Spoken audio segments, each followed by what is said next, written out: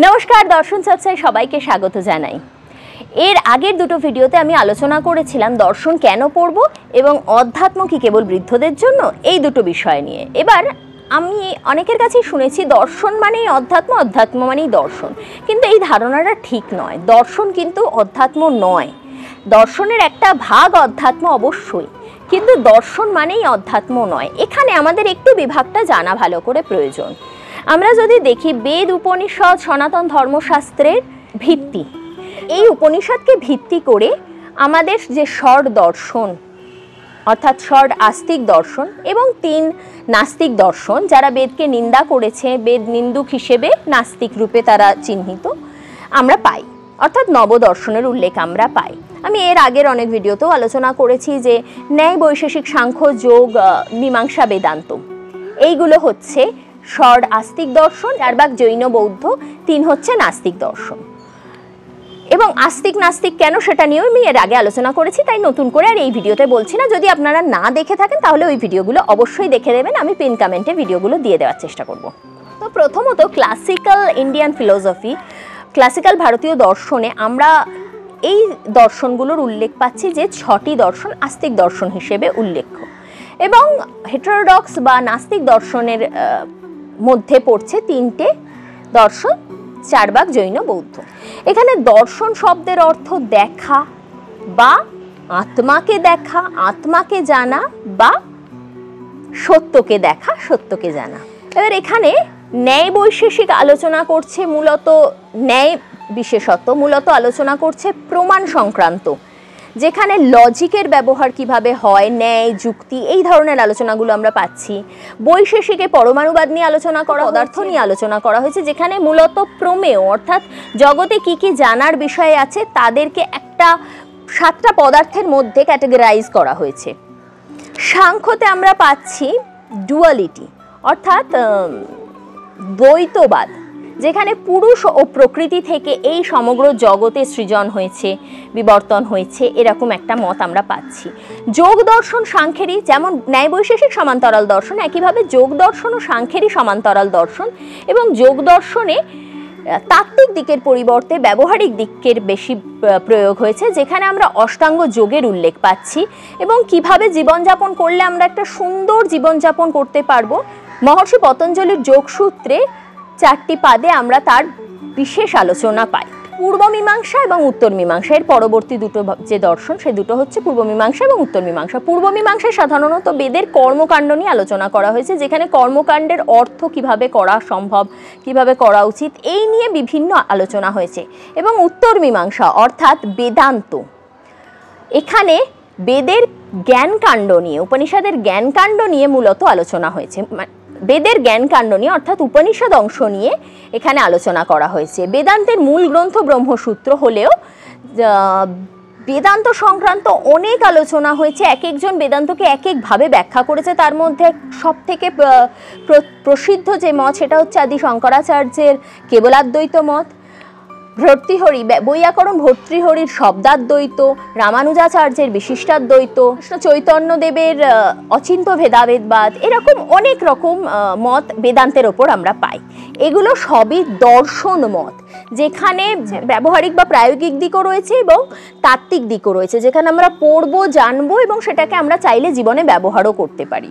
দর্শন সাধারণত জানা, শেখা, পড়া, বোঝা হয় ডিসকাশনের মাধ্যমে, যেটাকে ন্যায় দর্শনের ভাষায় কথা বলা হয়, অর্থাৎ বাদ, জল্প, বিতণ্ডা। বাদ, জল্প, বিতণ্ডা নিয়ে আমি পরবর্তী একটা ভিডিওতে বিস্তারিত আলোচনা করব, তাই এখানে আমি বলছি না, এখানে আমি খুব সংক্ষেপে বলে যাচ্ছি। একটা ইংরাজি ওয়ার্ড যদি আমরা ব্যবহার করি আপনাদের বুঝতে একটু সুবিধা হবে। আমি বাদ, জল্প, বিতণ্ডা নিয়ে একটা পৃথক ভিডিও করব, যেখানে বাদ, জল্প, বিতণ্ডা সম্পর্কে বিস্তারিত আলোচনা করব।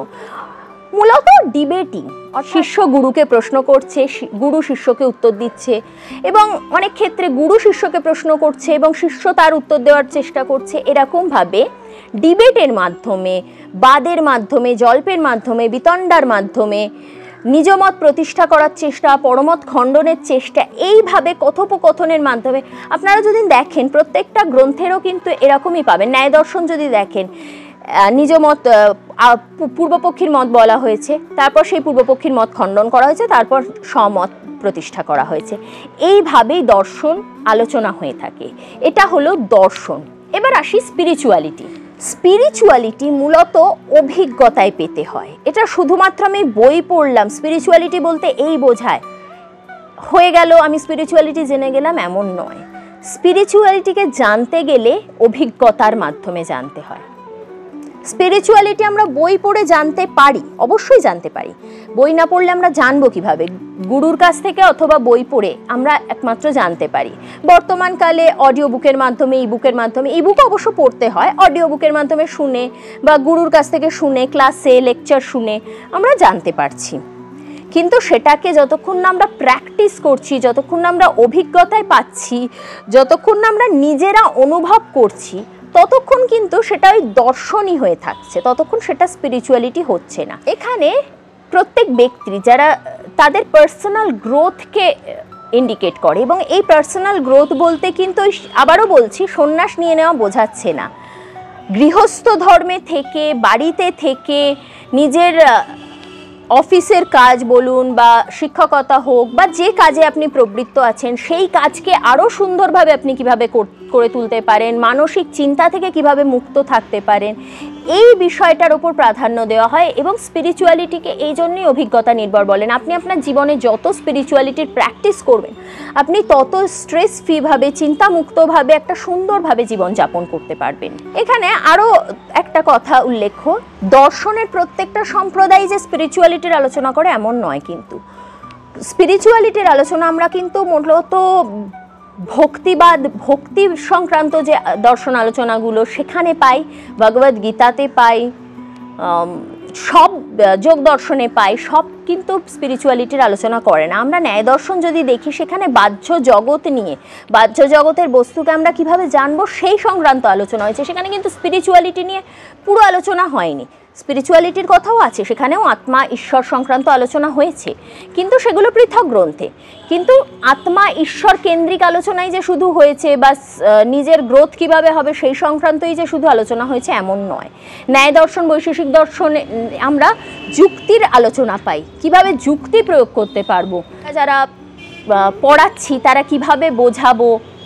আমরা প্রতিনিয়ত অনুমান করে থাকি, তো অনুমান কিভাবে করা উচিত সেগুলো সংক্রান্ত আলোচনা হয়েছে। যারা উকিল তারা কিভাবে কোর্টে নিজেদের মতটাকে প্রেজেন্ট করলে জেতার সম্ভাবনা বেড়ে যাবে, সেটাও কিন্তু আমরা ন্যায় দর্শন পড়লে অনেকাংশে জানতে পারি। তো এখানে বলা প্রয়োজন যে দর্শন রিয়েলিটি নিয়ে আলোচনা করছে, দর্শন জ্ঞান নিয়ে আলোচনা করছে, এবং সেই জ্ঞানকে কিভাবে আমরা অভিজ্ঞতায় পাবো, স্পিরিচুয়ালিটি সেটা নিয়ে আলোচনা করে। স্পিরিচুয়ালিটির আলোচনায় আমরা সেই অভিজ্ঞতাটাকে লাভ করি। স্পিরিচুয়ালিটিকে আলোচনার মাধ্যমে জানার পর যখন আমরা সেটাকে এক্সপিরিয়েন্স করছি, তখন যথার্থ রূপে সেই স্পিরিচুয়ালিটির নলেজ আমাদের গেইন হচ্ছে। এখানে আমরা যদি স্পিরিচুয়ালিটি আর ফিলোসফির কিছু পার্থক্য দেখি, তো সেক্ষেত্রে আমরা বলতে পারি যে ফিলোসফি ইন্টালেকচুয়াল, লজিক্যাল, অ্যানালাইটিক্যাল, যেখানে স্পিরিচুয়ালিটি এক্সপেরিমেন্টাল, ইনটুইটিভ এবং ফেথ বেসড। খুব ইম্পর্টেন্ট, ফেথ বেসড। কেননা স্পিরিচুয়ালিটিতে যদি আপনার বিশ্বাস না থাকে, আপনি দর্শন হয়তো পড়তে পারবেন, কিন্তু সেই দর্শনকে অভিজ্ঞতায় আনতে পারবেন না। এর জন্য কিন্তু বিশ্বাস থাকা প্রয়োজন। ফিলোসফিতে যুক্তির প্রয়োগ হচ্ছে। আনবিক্ষিকী বলে একটা শব্দ আছে, যেটা ন্যায় দর্শন বোঝাতে ব্যবহার হয়, এবং যেটাতে ওই অনুমান, যুক্তি, একটা কিছু প্রমাণ করার চেষ্টা, এই জায়গাটা আসছে। ওই যে বললাম, পূর্বপক্ষের মত প্রদান, পূর্বপক্ষের মত খণ্ডন, তারপরে স্বমত প্রদর্শন, এই জায়গাটা থেকে যাচ্ছে। ফিলোসফিতে আমরা ডিবেট করছি, অ্যানালাইজ করছি, বিভিন্ন স্ক্রিপচার থেকে এই নলেজগুলোকে আমরা পাচ্ছি। অপরদিকে আমরা স্পিরিচুয়ালিটির নলেজ বই থেকে পাচ্ছি। ভক্তির ওপর, অধ্যাত্মের ওপর প্রচুর গ্রন্থ আছে, কিন্তু সেটাকে আমরা মূলত পাচ্ছি অভিজ্ঞতায়। অভিজ্ঞতায় না পেলে স্পিরিচুয়ালিটি ওই দর্শনের অন্তর্ভুক্ত হয়েই থেকে যায়। এখানে প্র্যাকটিক্যাল ওয়ের কথা বলা হচ্ছে, যেরকম আমি যোগ দর্শনের কথা বললাম, সেখানে তো বলা হচ্ছে আরও বেদান্ত, ভগবদ্গীতা, এক্ষেত্রে আমরা পাই মেডিটেশন, ডিভোশন, অর্থাৎ মেডিটেশন অর্থাৎ ধ্যান, ডিভোশন, ভক্তি, যোগের যে অষ্ট অঙ্গের কথা বলা হয়েছে, যেখানে ইয়ম নিয়ম আসন প্রাণায়াম আদির কথা বলা হচ্ছে, যেগুলো আমাদের ধ্যান করতে সহায়তা করে, ইয়ম নিয়ম আসন প্রাণায়াম প্রত্যাহার, এইগুলো আমাদের ধারণা ধ্যান সমাধিকে আনতে, ধারণা ধ্যান সমাধিতে উত্তীর্ণ হতে সহায়তা করে। তো এখানে বাহ্য এবং আন্তর উভয় দিকের কথাই বলা হয়েছে। প্রথম 5টা বাহ্য এবং পরের 3টি আন্তর। ফিলোসফির লক্ষ্য কি যদি আমরা বলি, তাহলে সেখানে আমরা বলবো যে নলেজ গেইন করা, দর্শন পড়ে সেটাকে জানা। কিন্তু আমরা যদি স্পিরিচুয়ালিটির গোল কি জানতে চাই, সেক্ষেত্রে বলবো নিজেকে জানা। হ্যাঁ, দর্শনের অর্থ আত্মদর্শন, কিন্তু দর্শনের হাইয়েস্ট যে মোক্ষপ্রাপ্তির জায়গাটা, সেটা কিন্তু গিয়ে স্পিরিচুয়ালিটিতেই এন্ড আপ হচ্ছে।